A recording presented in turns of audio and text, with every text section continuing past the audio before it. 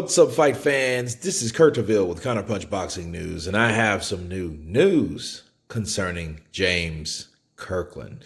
James Kirkland was knocked out the first minute of the first round of his comeback career, or should I say his comeback fight. And I think his matchmakers set him up for failure. Okay, and I'm going to tell you many reasons why. All right. They put him in there with a guy by the name of Juan Macias Montiel, right? The guy with 26 fights, 22 wins, 22 by knockout, right? And only one of those losses were from a KO.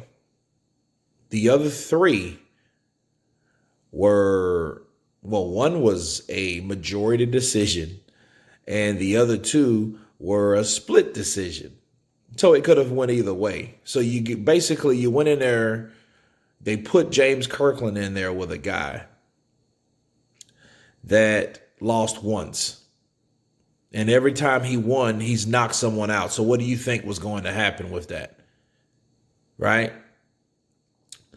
This guy, James Kirkland, has a suspect chin.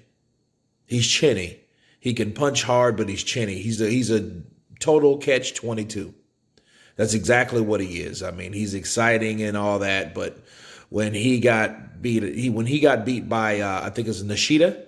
When he got beat by Nishida, and Nishida has like 11 KOs, and at the time he had 6 knockouts, right?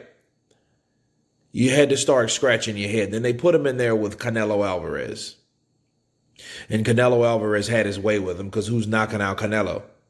You know, with the chin he has, I think he is the adopted son of Julio Cesar Chavez, right? Because he can take a punch. I think his jaw he has the Wolverine jaw. He has the adamantium jaw, right? Because nobody seems to drop this guy or ever drop this guy, and nobody seems to really hurt him except Cotto's brother, right? So James Kirkland goes in there and he puts him up against a guy like Montiel, right? And Montiel was a hard punching guy anyway. You know what I mean? If you take away his losses or whatever, and and it's 2 draws, so it's 28 fights total. This dude is a beast. He's that type of dude. You don't want to put James Kirkland in there with a guy that has a high knockout ratio. I really don't know if that will matter or not, but at the end of the day, if you're going to give someone a comeback fight, you don't put him in there with somebody like Juan Macias Montiel, a guy that's knocked out everybody that he's beat. You know, that's bad matchmaking. You know, and they shouldn't have done that. And I feel sorry for James Kirkland, and I think at this point, you know, a troubled kid from Austin, inner city, that gets into trouble, I don't think that he should come back to the sport. And I've said that many times, okay? It's not the fact that he's a bad fighter or, you know, he's chinny for one. He can't take a punch. And a lot of people can't take a punch. Deontay Wilder said it himself. People are not meant to get hit in the head, right? That's not a normal place to get hit on a normal basis.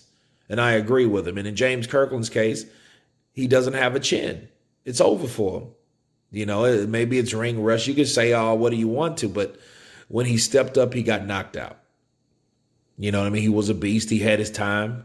He has a high knockout percentage, but he doesn't have a chin for this particular sport.